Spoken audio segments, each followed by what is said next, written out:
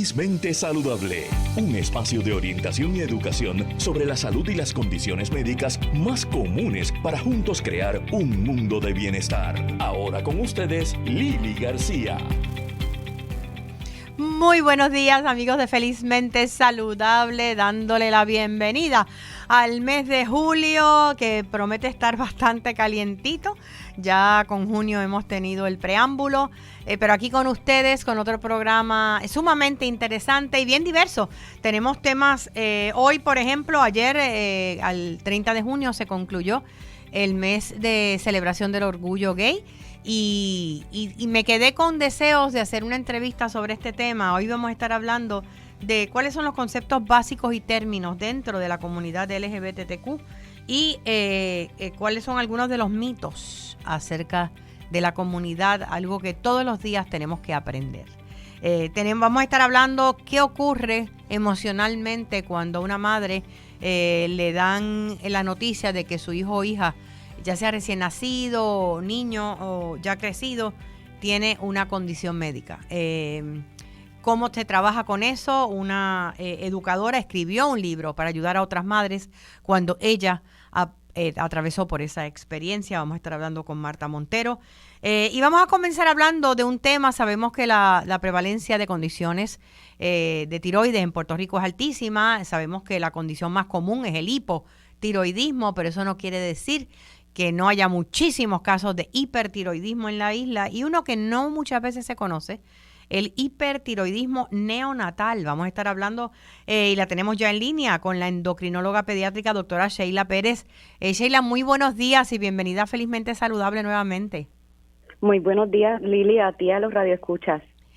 Vamos a hablar un poquito primero y definir lo que es el hipertiroidismo, para entonces entrar en lo que puede ocurrir en los niños o bebés. Perfecto, pues mira, el hipertiroidismo es una condición en la cual la glándula de la tiroides está hiperactiva, está funcionando más de lo que debería de ser, y hay una producción excesiva de las hormonas de la tiroides. ¿Y eso se determina a través de una prueba de sangre? Correcto, eso se determina bajo estudios de sangre. Ok, ¿qué consecuencias puede haber? Como mencioné en la introducción, sí hay menos hipertiroidismo que hipotiroidismo en Puerto Rico, pero hay. ¿O cuáles son los síntomas que pueden indicarlo? Bueno, de hipertiroidismo, exacto, que es lo contrario al hipotiroidismo, en este caso puede haber un aumento del ritmo cardíaco, lo que es la taquicardia, puede haber irritabilidad, puede haber temblores, problemas al dormir, dificultad al dormir. A veces se presentan los pacientes, tanto pediátricos como adultos, con maybe diarrea o no diarrea, pero que van frecuentemente al baño. Y definitivamente están nerviosos. Está activo todo el tiempo el sistema. ¿El Graves' disease es un tipo de hipertiroidismo? Pues sí, mira, el Graves' disease se conoce para el hipertiroidismo, que es debido a condiciones autoinmunes. O sea, que tenemos estas proteínas o estos anticuerpos que están corriendo en la sangre, se nos pegan a la glándula de la tiroides, pero son unos anticuerpos estimulantes. Que eso es a diferencia del hipotiroidismo, que el hipotiroidismo cuando es autoinmune lo bloquean, pero en este caso es al revés, estimulan. Me están todo el tiempo tocando la glándula de la tiroides para que ella produzca más hormonas tiroideas. Ok. Y en las condiciones de tiroides infantiles, ¿verdad? Tú como endocrinóloga pediátrica, ¿es común? Mira, el hipotiroidismo es raro comparado con el hipotiroidismo, pero no por ser raro debemos de no estar alerta. Es una condición, y sobre todo en los pacientes, en los recién nacidos y en los bebés, que tenemos que pegar atención porque de no pudiese tener complicaciones graves. Entonces, tenemos que poderlo identificar para poderlo manejar a tiempo. Me mencionaste cuando hablamos para la entrevista el tema del hipertiroidismo neonatal. Explícame qué es eso. Pues mira, el hipertiroidismo neonatal es una condición que se desarrolla en los bebés, o se puede desarrollar en los bebés que nacen de madres que tienen la condición de hipertiroidismo autoinmune o la condición de Graves. ¿Y a qué se debe esto? Como mencioné antes, debido a estos anticuerpos que me estimulan la tiroides de la madre, pero estos anticuerpos pudiesen pasar por la placenta y pegarse durante el embarazo, ¿verdad?, en el feto, a esta glándula del bebé y estimularlo. Entonces, cuando los bebés nacen y a veces desde que están en la barriga de la mamá, ya presentan unos síntomas de hipertiroidismo que tenemos que monitorear y a veces tratar. En el caso de estos, en estos casos en particular, ¿es cuando el Graves no está controlado o puede ser, aunque lo padezca, aunque lo esté controlado en la madre? Lili, me encanta la pregunta porque eso es algo que trae mucha confusión. No importa que esté controlado o no, obviamente queremos que la madre esté controlada, Seguro. pero los anticuerpos es diferente. O sea que aunque la madre esté controlada, si estos anticuerpos en mamá están corriendo en la sangre durante el embarazo, como quiera, pueden cruzar la placenta. Y esto es algo que cuando los bebés nacen y nos llaman, ¿verdad?, en el NICU, cuando los bebés nacen para evaluarlo, siempre preguntamos el historial de la madre. A veces las mamás nos dicen, yo tengo hipotiroidismo y estoy en este medicamento, por ejemplo, levotiroxina para el hipotiroidismo. Ajá. Vamos un poquito más allá y decimos, ¿por qué? Porque a veces las mamás que tienen hipertiroidismo por Graves, que no están controladas en medicamentos, a veces le tenemos que inducir un hipotiroidismo. Pero esos anticuerpos, como quiera, se pueden quedar en la sangre y nos dan casos de hipertiroidismo neonatal por Graves en los bebés. Por eso es sumamente que el médico que esté, ¿verdad?, el obstetra, el ginecólogo y el neonatólogo esté bien pendiente de esto, porque es una historia que es bien importante obtener para saber el riesgo de ese bebé, si hay que monitorearlo de cerca o no. Ok, cuando hablas de monitorearlo, eso no se sabe antes del bebé nacer, ¿no? O sea, hay que esperar a que el niño nazca para saber si hay alguna complicación. Correcto, aunque sí podemos saber si el niño está en riesgo o no. ¿Por qué? Porque si la madre ya sabemos que padece esta condición, durante el segundo y tercer trimestre del embarazo, se supone que le monitoreemos en sangre esos anticuerpos estimulantes de la tiroides de la mamá. Entonces ya nosotros si sabemos que están elevados, tan pronto el niño nace, ese mismo día entonces se los hacemos en los laboratorios. Pero no importa si los tenemos o no, si tenemos los signos o síntomas, obviamente los monitoreamos, pero sí deberíamos saber antes de tiempo si ya la mamá tiene la condición, dónde están estos anticuerpos, cuán elevados están y si están presentes o no. En el caso del bebé, si saliera, ¿verdad?, positiva las pruebas a que tiene, ¿verdad?, los anticuerpos de hipertiroidismo, o está desarrollándolo, ¿cómo se trata? ¿Es ya de por vida va a padecer de la tiroides o no necesariamente? Pues mira, no necesariamente, aunque es una condición que es bien seria, porque si no la manejamos es grave y pudiese llevar hasta insuficiencia cardíaca, pero es una condición temporera, transitoria. Okay. ¿Por qué? Porque como estos anticuerpos, lo que me causa esa condición en el bebé es que pasó por la placenta. Una vez estos anticuerpos se metabolizan, ¿verdad?, van desapareciendo de la sangre. Entonces, el bebé todavía no tiene su propia capacidad de producir anticuerpos. Y esta condición usualmente dura de 3 a 12 semanas y una vez pasa ese periodo crítico desaparece cuando es por Graves' disease. Ok, o sea que no quiere decir si el bebé nace, ¿verdad?, con esto, que va a padecer de la tiroides el resto de su vida. No, si es debido a los anticuerpos estimulantes de la mamá, no. Y para el manejo, manejamos similar, Lili, a lo que manejamos en los adultos, el hipertiroidismo. Es con un medicamento oral, en este caso utilizamos metimazole, se da 2 veces al día, lo calculamos por peso en el bebé, y entonces si el niño también tiene, porque obviamente dentro de los síntomas puede estar la taquicardia o el aumento del ritmo cardíaco, le añadimos un segundo medicamento, le llamamos un beta blocker, que es para tranquilizar este corazón que no me esté latiendo muy rápido.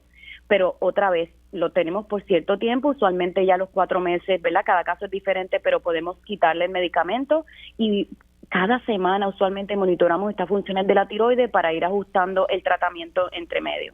Ok, o sea que sí, hay alternativas. En términos generales, para aquellos pacientes, ¿verdad?, que padecen de hipertiroidismo y que ya se convierte a nivel pediátrico, ¿pueden llegar a controlarlo temprano o no se desarrolla hipertiroidismo en niños? Se desarrolla hipertiroidismo en niños. Este caso específico del que estamos hablando es de los recién nacidos, pues es debido al paso de los anticuerpos. Pero sí en la edad pediátrica podemos desarrollarlo por muchas condiciones, incluyendo también en niños y adolescentes por Graves' disease, por estos anticuerpos. Pero cuando es autoinmune, usualmente pasa luego de los 6 meses en adelante, pudiese pasar, no antes, porque el sistema todavía no produce sus propios anticuerpos. Claro. Y es la causa más común en los casos pediátricos, como en adultos, que sea autoinmune. Ok. En el caso de la práctica como endocrinóloga, pediátrica y nos podemos salir, ¿verdad?, del tema de la tiroides. ¿Cuál es la condición más prevalente en los niños ahora mismo que estás viendo? ¿Qué es lo que más te preocupa?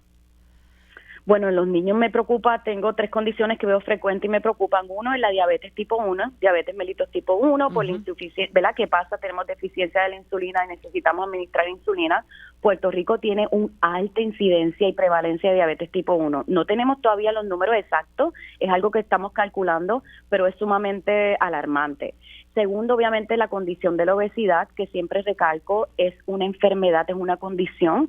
¿Por qué? Por los riesgos a complicaciones. Y esto es una incidencia alta en Puerto Rico.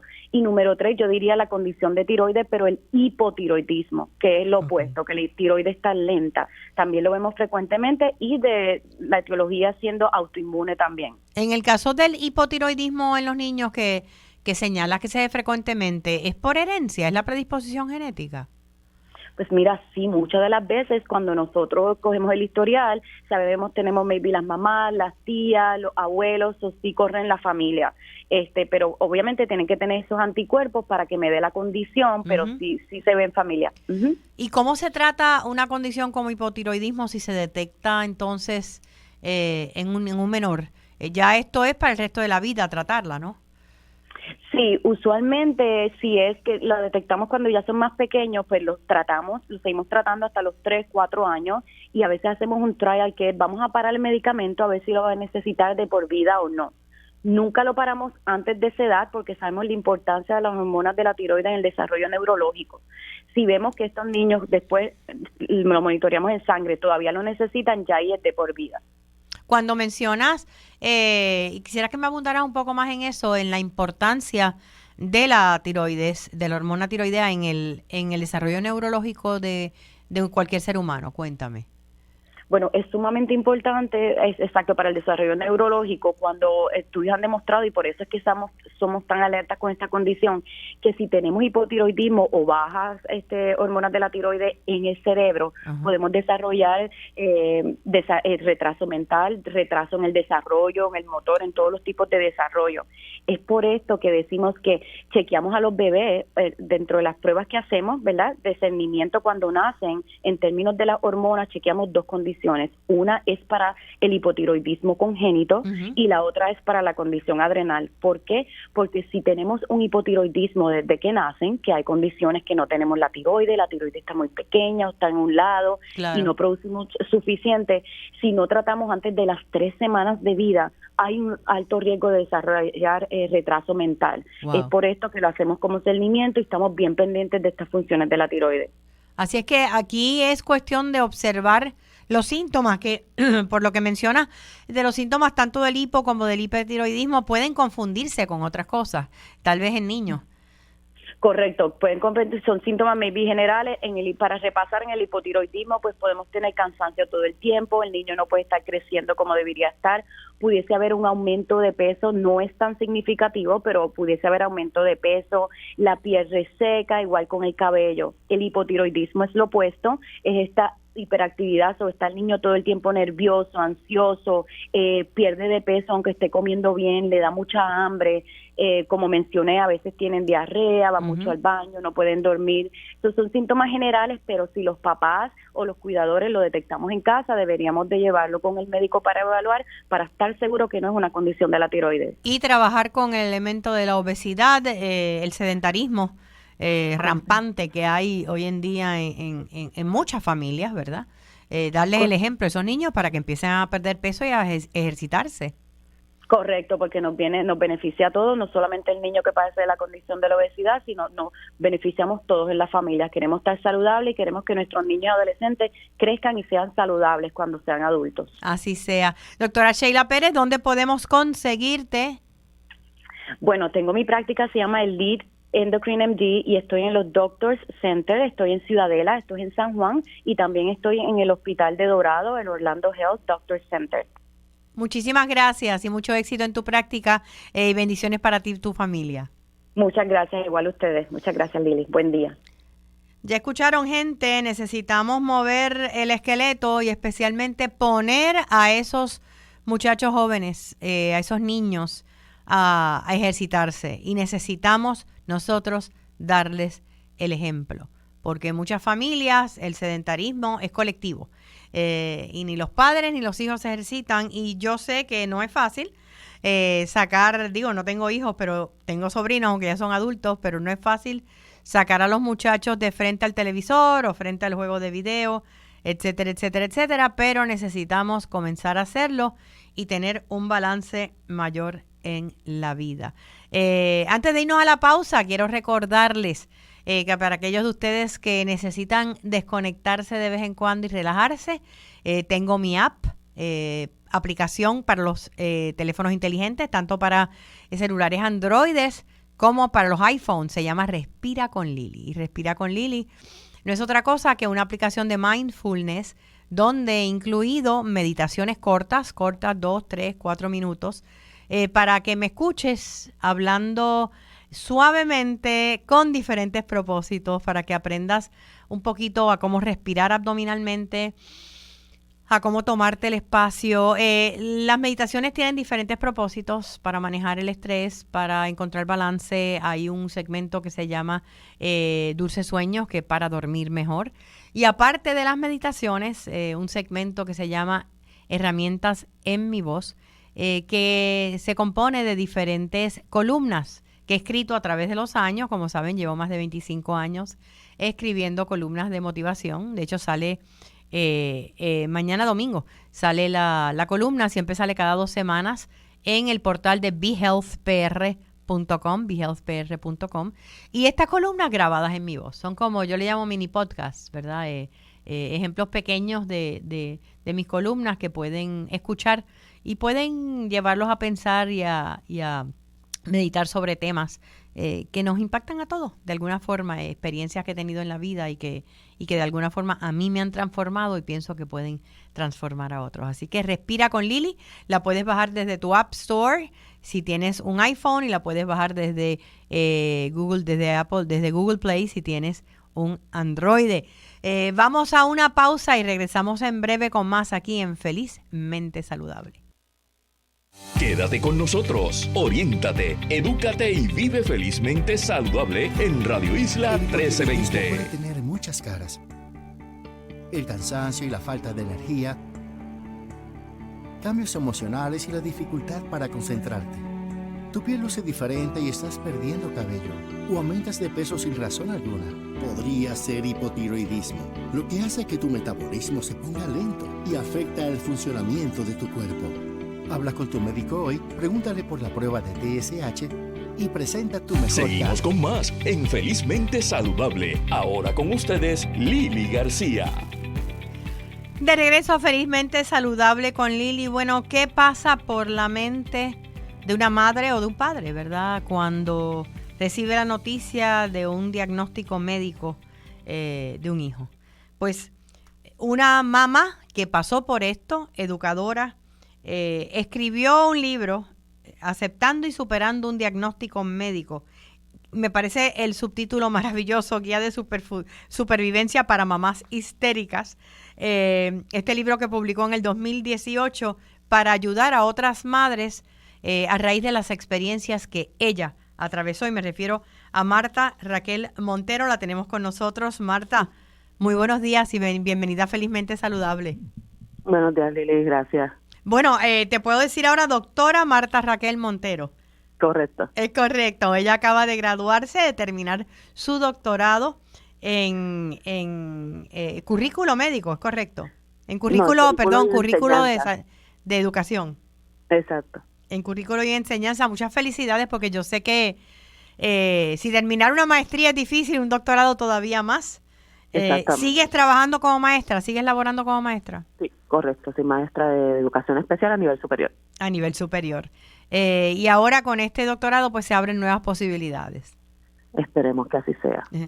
Cuéntame, Marta, ¿qué pasó, verdad, que te llevó a escribir este libro con tu hijo? Específicamente, ¿cuáles fueron las circunstancias?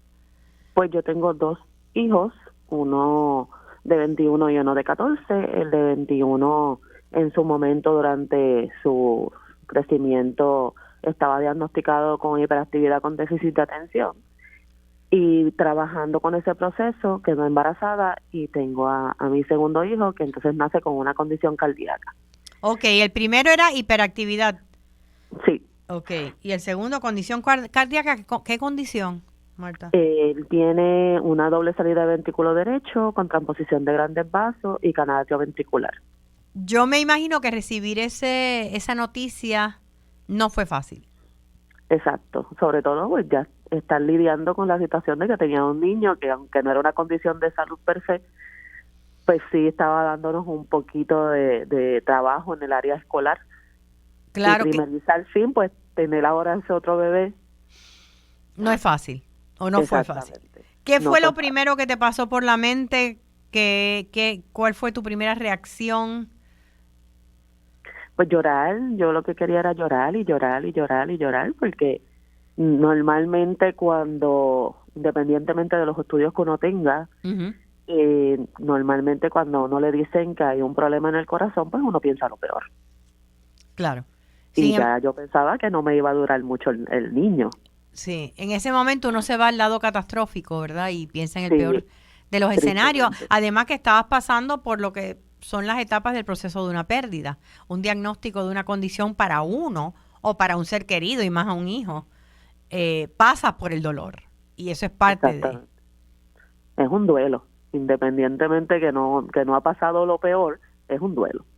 ¿Cuándo, si en algún momento te diste cuenta de que pues estabas en control y esto fue como que déjame aceptarlo y seguimos caminando? Pues mira, te puedo decir que en los 14 años que tiene el niño no he logrado estar en control ni lo he aceptado. Y te agradezco tu honestidad. No, es cierto, y de hecho en el libro lo digo, no es que porque yo haya escrito el libro es que yo esto lo he aceptado y lo he superado. Claro. Sobre todo cuando vienen estas partes en que todo está como que encaminado y por algunas situaciones el niño tiene una recaída. Ok, cuando hablas de que no lo has aceptado, ¿a qué te refieres? La condición ¿cómo se llama tu hijo? Ian. ¿La condición de Ian está controlada? Sí, está estable hasta el momento, que él utiliza medicamentos, tiene sus seguimientos médicos y está controlada. Okay. Cuando no se controla o cuando se descontrola, perdóname, ¿qué ocurre? Pues normalmente que se le baja la saturación, o tuvimos unos episodios en el 2020 relacionados a sus medicamentos que le causaron otras situaciones, otras condiciones de salud. Uh-huh. Y yo me imagino que cuando digo que no lo acepto es el hecho de que independientemente de que nosotros digamos que los niños son especiales, siempre a uno le da como que esta cosita de que veo al de al lado sano y el mío no puede hacer las mismas cosas.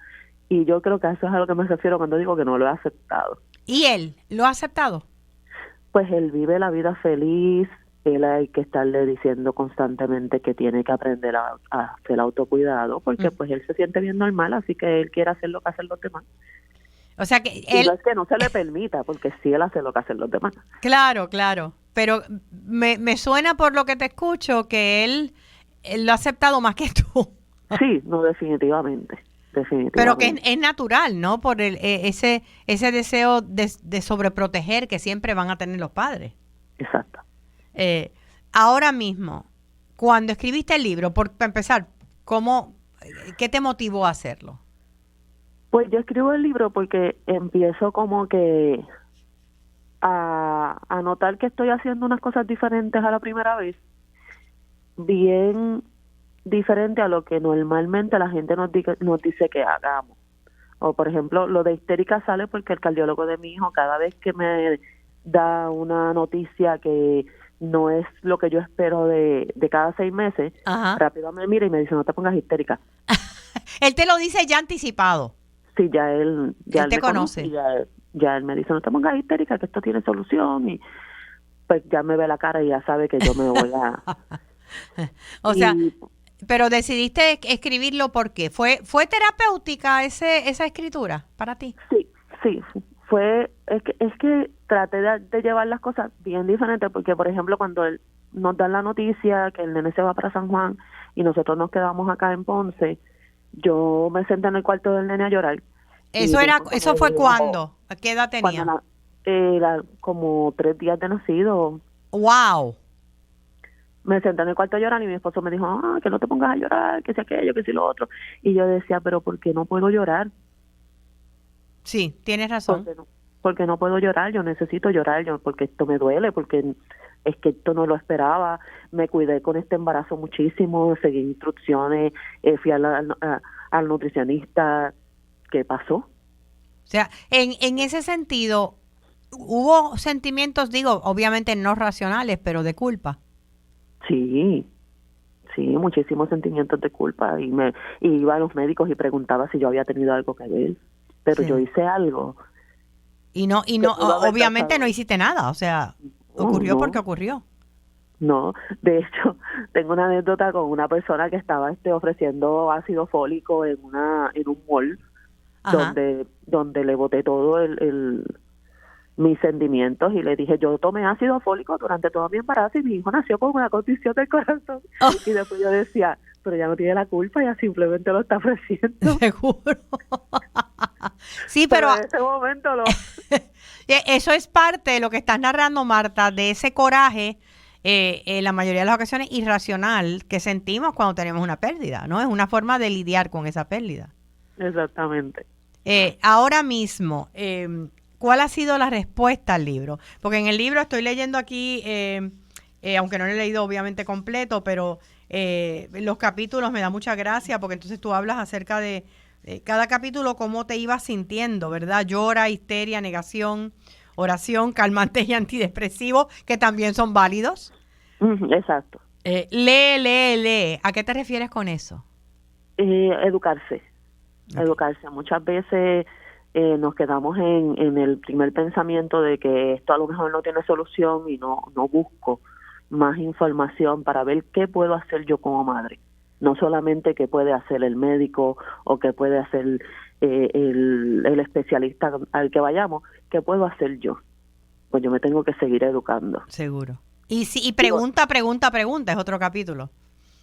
Sí, porque a veces las madres nos quedamos, y digo nos quedamos porque yo también tengo mis momentos en que lo que dice el médico, pues me quedé con esa y no pregunté más nada. Okay. Y no, tenemos que llegar a ese médico y aunque le moleste, porque les pasa, que uno a veces les pregunta y ellos como, pero ¿por qué me sigues preguntando lo mismo? No, porque es el hijo mío con el que estás trabajando y yo necesito saber. Pero generalmente, y me imagino que ya tú tienes una confianza, ¿verdad?, con tus médicos, te responden, ¿verdad? Son solidarios contigo. Sí, hasta el momento, gracias a Dios, todos los especialistas que él ha tenido, yo les puedo preguntar de todo y ellos me responden muy bien. ¿Y el nene, Ian, pregunta?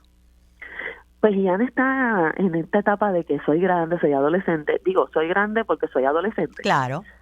Y pues a veces él llega allí y si tiene su teléfono en la mano, pues se olvidó del mundo.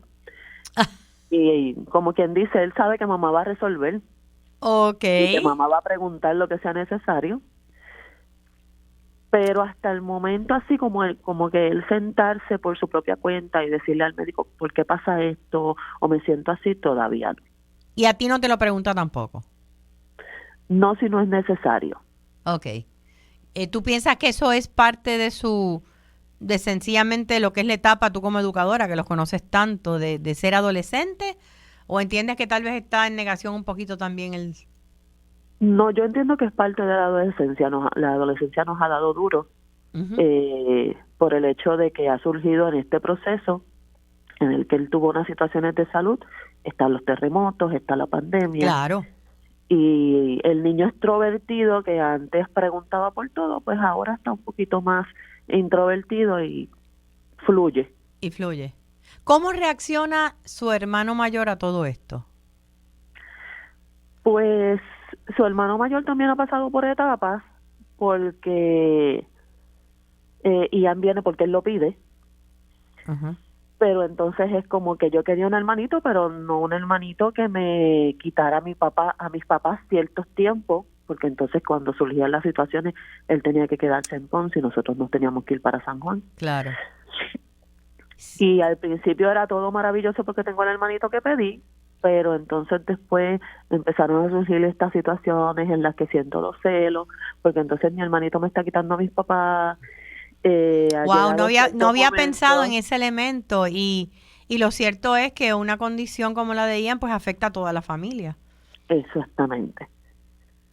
Entonces, sí sé que hay ciertos momentos en que aún ahora que ya es un adulto, porque ya mi hijo mayor tiene 21 años, Ujú. sé que hubo tiempo donde él quizás hasta puso en entredicho si su hermano realmente se sentía mal o no. Ok. Bueno, pero como un niño o como un adolescente, Exacto. donde tal vez está exagerando, tal vez lo que quiere llamar la atención, tal vez me está quitando Correcto. lo Me quita que la atención de mis papás porque exacto. entonces está diciendo que se siente mal.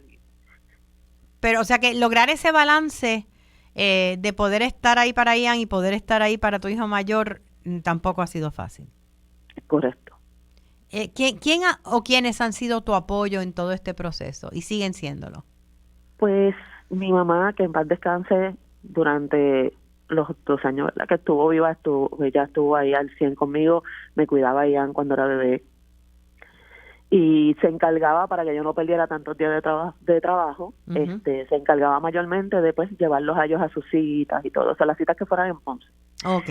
En el término, pues realmente tengo amistades, he hecho mucho bonding con otras madres que también tienen niños con condición y ellas realmente han sido un apoyo esencial para yo poder también entender. Tengo también amistades de madres de fuera del país que sus hijos que han estado ahí a la distancia, que escribiendo todos los días, mira, yo pasé por eso, haz esto, haz aquello, que es lo que me ha ayudado a que por lo menos yo, vuelvo y como te dije ahorita, independientemente de los conocimientos que ella tengo, hay muchas cosas que no las sé. Seguro. Y por lo menos ellas me han ayudado a yo poder entender un poquito más. Y todos los días, y siempre lo digo en el programa, o sea, hay nuevos descubrimientos, nuevas alternativas en términos médicos. ¿Él se ha sometido a cuántas operaciones ya? Él tiene 2 cirugías y 2 cateterismos. 2 cirugías y 2 cateterismos. ¿Y se perfila alguna otra cirugía o ya hasta el momento está todo? Pues por lo menos las últimas veces que preguntamos el tema, el doctor dice que quizás en la adultez. Ok, pero ahora mismo está bajo control. Eso es correcto. Y me imagino que el tratamiento de las condiciones cardiovasculares ha avanzado muchísimo en los últimos 10 años. Sí. Y por lo menos se ha visto mucho en Estados Unidos. He leído mucho de, por ejemplo, hospitales en Boston y todo eso que están bastante en vanguardia. Sabes que uno de los capítulos que escribes, el título es Sigue tus sueños, y ese ha sido tu caso. Tú, a pesar de esta situación tan difícil en tu vida, has podido completar una maestría, completar tu doctorado. ¿Qué te motivó, Marta? Pues mi mamá y mi esposo me han ayudado bastante en eso. Ellos siempre habían estado en la mejor actitud de cuidar los nenes en lo que yo pudiera estudiar. Y además de que era una forma también de demostrarle a ellos que había que seguir adelante y de que se puede seguir adelante.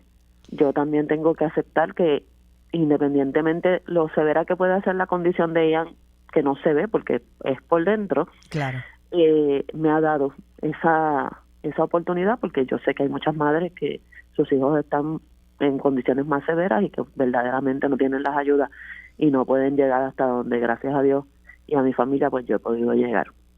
Y has tenido también el apoyo de tu esposo, mencionas, y es interesante porque hay muchos casos en donde matrimonios que tienen situaciones con los hijos a nivel de condiciones de salud terminan separándose. Exactamente. Porque no pueden manejar el duelo de la misma forma. Como maestra de educación especial he visto muchos de esos casos donde una vez se enteran y he visto separaciones de que no es papá el que se va, es mamá. Es mamá. Es mamá. Y o sea que en este caso sí has tenido ese apoyo. ¿Qué tú le dirías a otras madres que tal vez nos están escuchando, tías, abuelas, que están empezando a tener que aceptar o enfrentarse con un diagnóstico médico con uno de sus niños? Pues lo primero que dice el libro y lo primero que nos dicen que no hagamos. Aquí hay que llorar. No te cohibas de tocar el dolor. No, aquí lo primero que uno tiene que hacer cuando uno se entera de la condición médica es ponerse a llorar, y el que le diga que no puede llorar, que se vaya para el lado, que no la vea, que cierre los ojos. Sí, porque es que es ridículo. O sea, hay personas que piensan, y muchas mujeres, antes eran los hombres nada más, que llorar es signo de debilidad, y yo lo defino como un signo de vulnerabilidad, que uno es más fuerte cuando es vulnerable. Claro. Así que hay que llorarlo, porque hay que sacarlo del cuerpo, porque todavía queda tanto por enfrentar, que si uno entonces deja el llanto para último, cuando viene a ver, entonces son dos condiciones: la del muchachito con la que uno tiene que bregar, más uno. Más uno, claro. Entonces, comenzamos porque se den el espacio para llorar. Y me imagino que el otro es que hablen y busquen ayuda. Correcto. De hecho, una de las, cuando escribo el libro, una de las primeras cosas que me dijeron muchas madres fue esa: ¿sabes qué? Me di cuenta que lo que me faltaba era llorar. Fíjate. Y algo tan sencillo. Algo tan sencillo, pero es eso, que automáticamente ver la lagrimita empieza a, pero no llores, cálmate. No, déjame llorar. Déjame llorar. Eso yo siempre le digo, la gente tiene que llorar y tiene que desplomarse, tiene que caerse cuando está atravesando por una pérdida significativa, y esto lo es. Entonces, estás lista para que otros te sostengan. Exacto. Y eso ha sido maravilloso. ¿Dónde podemos conseguir tu libro? Yo lo compré en El Candil, allí en Ponce, cuando nos encontramos. Pero ¿lo tienes en otras librerías o hay forma de obtenerlo? Está en Casa Norberto, en Plaza Las Américas.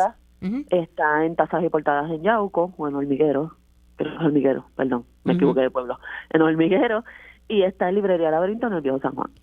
Sí, en la Laberinto. Ah, el Laberinto. A través de mi Facebook, Marta Raquel. Ok. Y me lo pueden pedir también. Marta Raquel, así mismo. Marta Raquel sin el apellido. Raquel. Sí, okay. Sin el apellido. Y ahí tienes, si hay también madres o padres que quieran comunicarse contigo, pues porque están pasando por situaciones similares, ¿podrían escribirte por ahí? Sí, pueden escribirme por ahí. Muchísimas gracias, Marta. Gracias a ti, Lili, gracias por compartir y utilizar tu libro para promover la sanación, ¿verdad?, de otras madres y otros padres, y mucha salud para ti, para tu familia y sobre todo para tus 2 hijos. Muchas gracias. Vamos a una pausa y regresamos en breve con más aquí en Felizmente Saludable.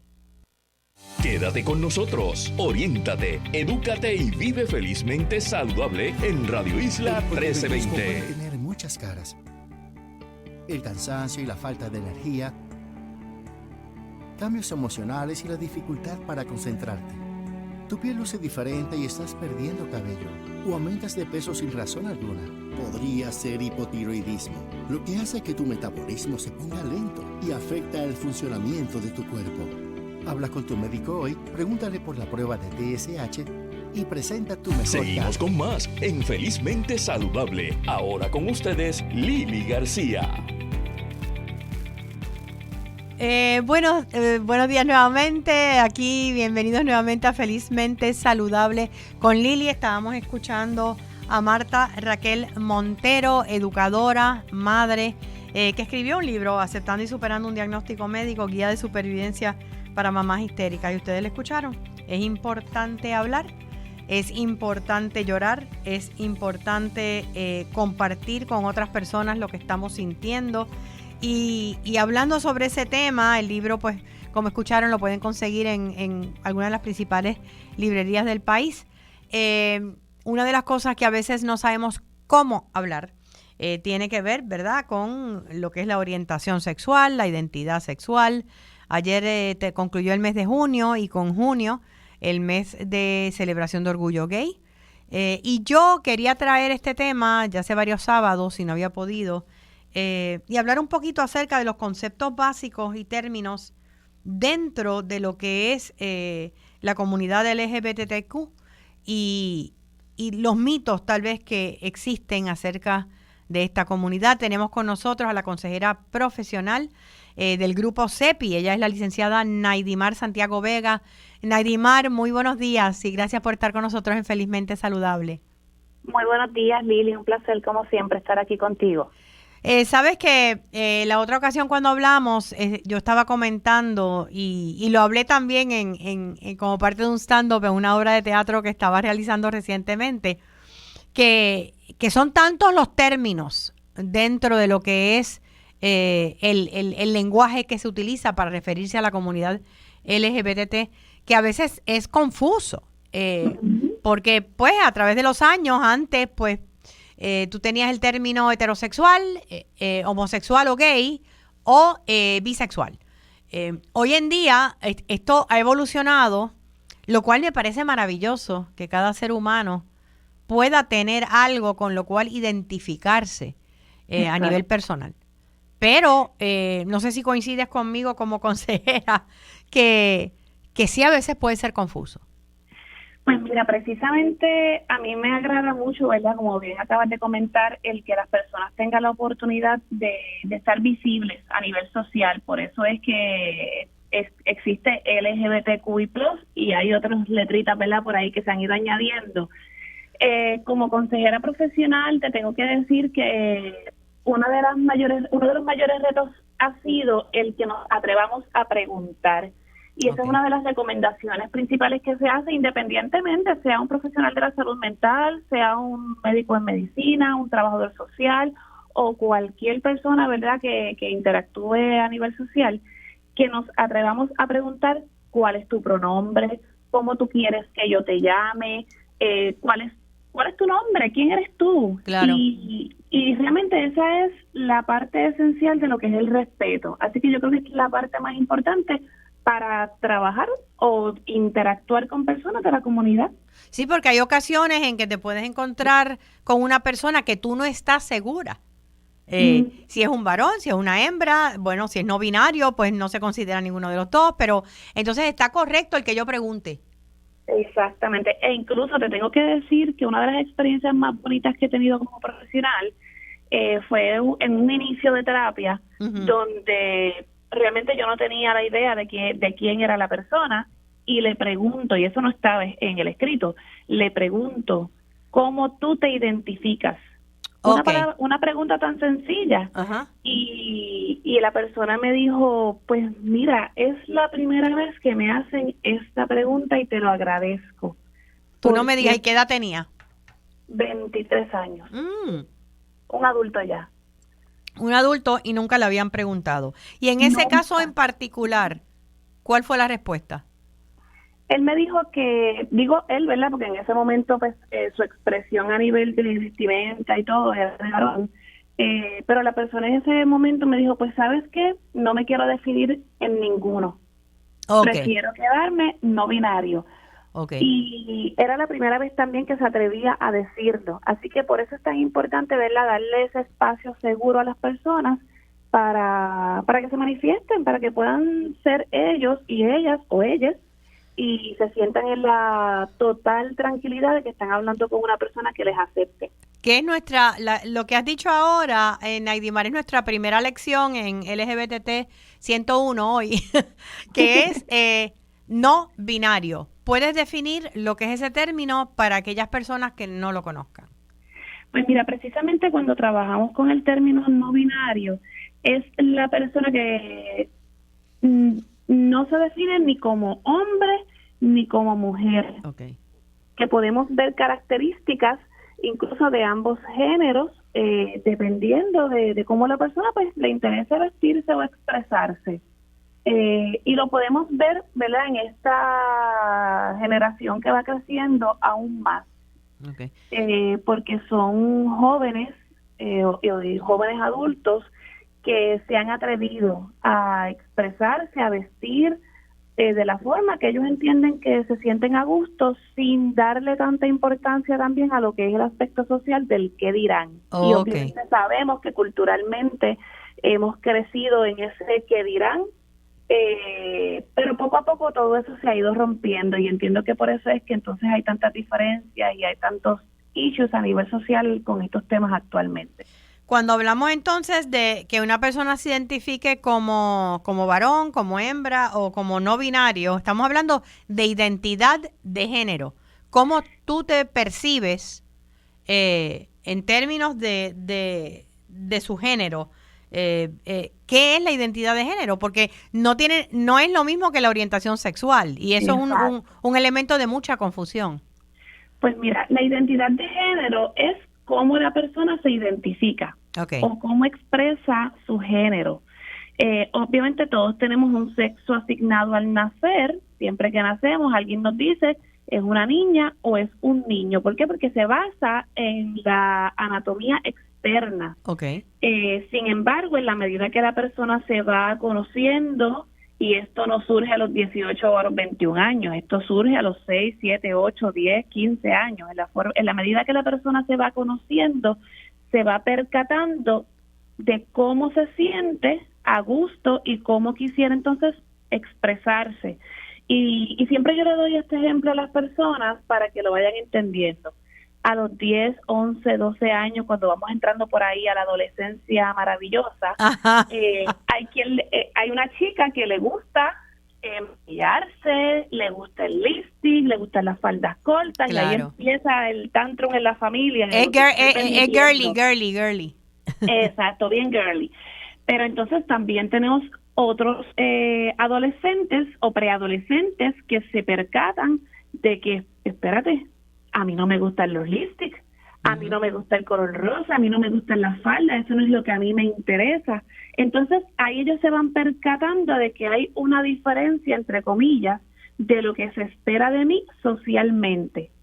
¿Y por qué para mí esto es tan importante como profesional? Para que los padres entiendan que no podemos esperar a los 18, 21 años, no, cuando tenga la mayoría de edad, que decida. No, porque desde que tú eres un preadolescente, incluso desde algunos niños han podido percatarse de lo que les gusta y lo que le hace sentir bien, lo que le hace sentir que puede ser, ¿verdad?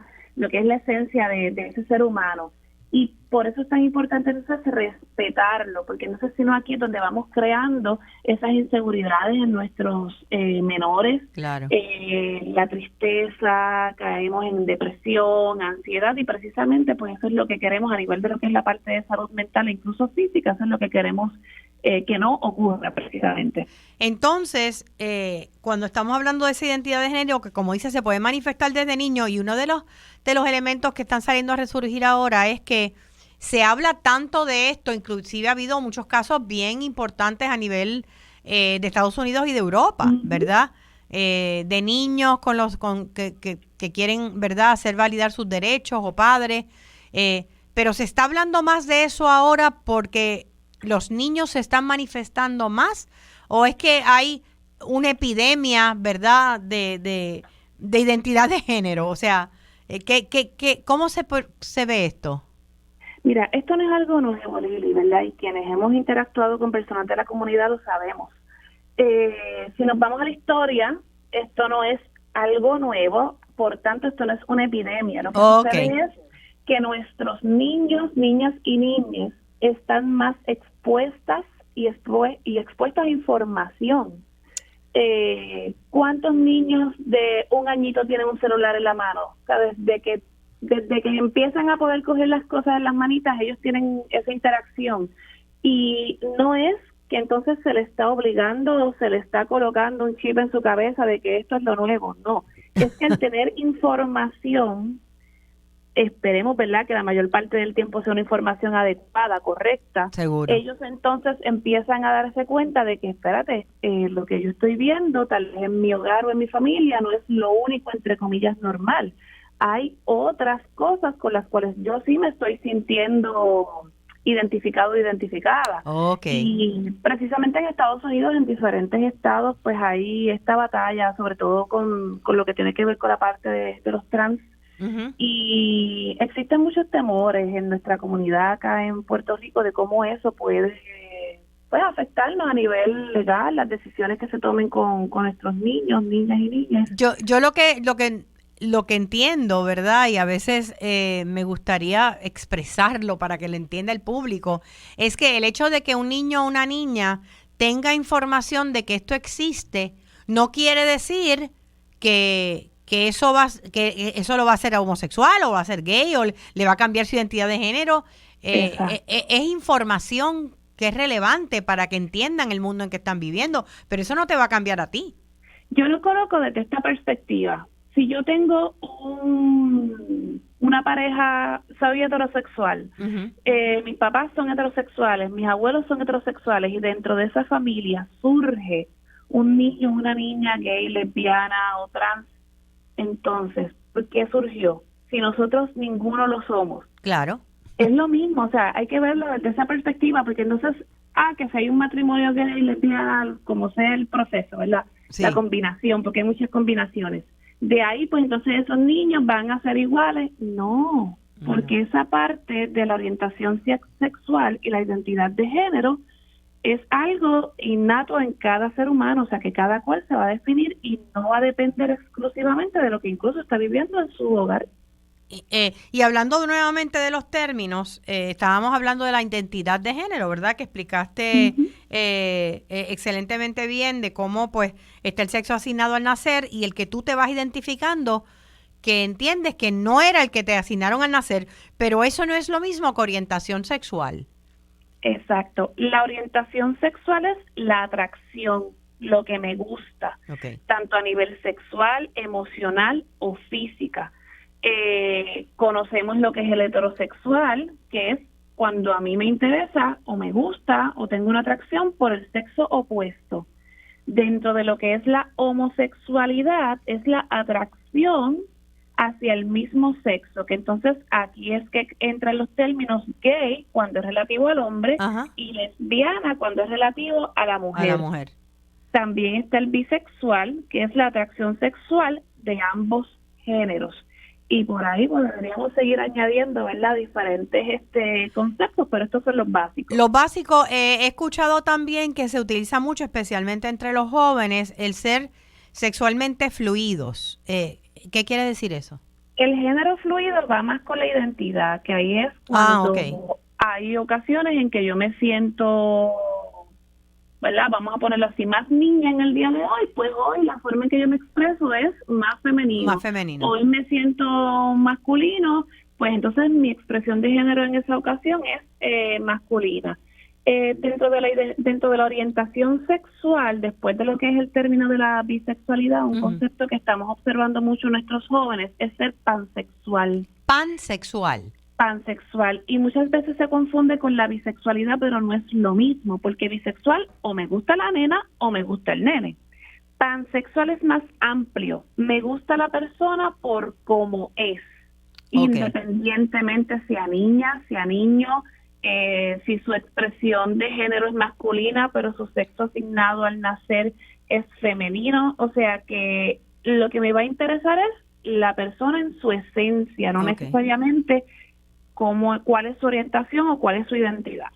Uno de los elementos que tal vez más confusión causa es el trans, porque está trans que se manifiesta, no sé si estoy diciéndolo correctamente, de acuerdo, ¿verdad?, a otro sexo que no es el de asignado al nacer. Asignado. Y está el trans que está ya ha pasado por un tratamiento donde ya tiene legalmente inclusive otro sexo. ¿Cuál es la diferencia? ¿Y ambos son trans?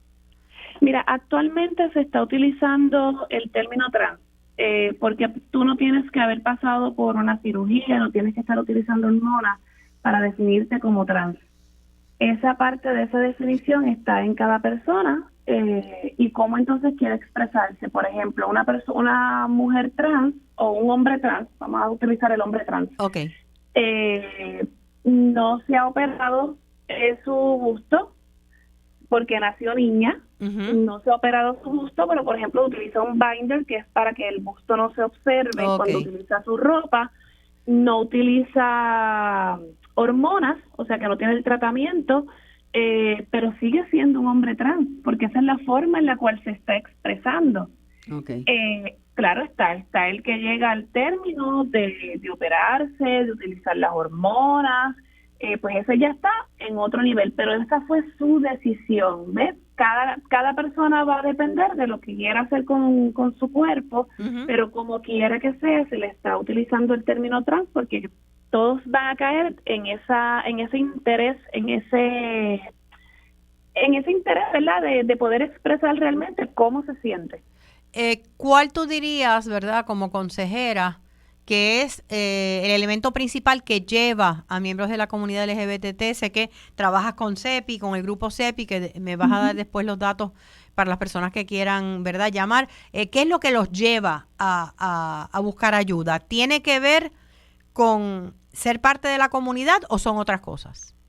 Mira, realmente son otras cosas. Y yo lo podría definir en dos aspectos. Número uno, si nunca han recibido una información formal de los conceptos, en ocasiones pues buscan ayuda pues para lograr entender qué es lo que está pasando conmigo, cuáles son los conceptos, cómo yo me puedo definir. Que ahí entra el proceso de lo que es la terapia afirmativa, que afirmativa lo que busca es que la persona realmente tenga un encuentro consigo mismo. Pero la otra razón por la cual también se busca la ayuda es cuando no tienen el apoyo. Okay.